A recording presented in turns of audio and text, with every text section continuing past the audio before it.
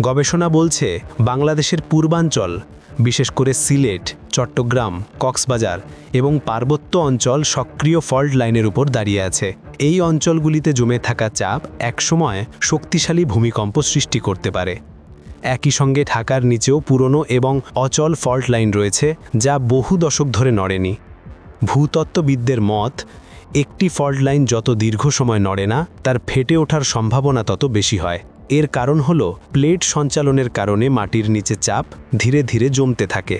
যে কোনো এক সময় সেই চাপ মুক্তির পথ খুঁজে নেয়, আর তখনই ঘটে বড় ভূমিকম্প।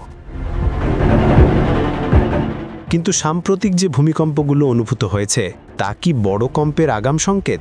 বিজ্ঞানীরা পরিষ্কার করে বলেছেন, এসব ছোট কম্পনকে সরাসরি বড় ভূমিকম্পের পূর্বাভাস বলা যায় না। পৃথিবীর অনেক জায়গায় নিয়মিত ছোট কম্পন হয়, কিন্তু কখনোই বড় ভূমিকম্প আসে না। আবার বিপরীত উদাহরণও আছে, অনেক বড় ভূমিকম্প হঠাৎ করেই কোনো সতর্কতা ছাড়াই ঘটে যায়। তাই এসব মাঝারি কম্পনকে লক্ষণ বলা ঠিক নয়, তবে এটাকে সতর্কতা হিসেবে দেখা খুবই গুরুত্বপূর্ণ।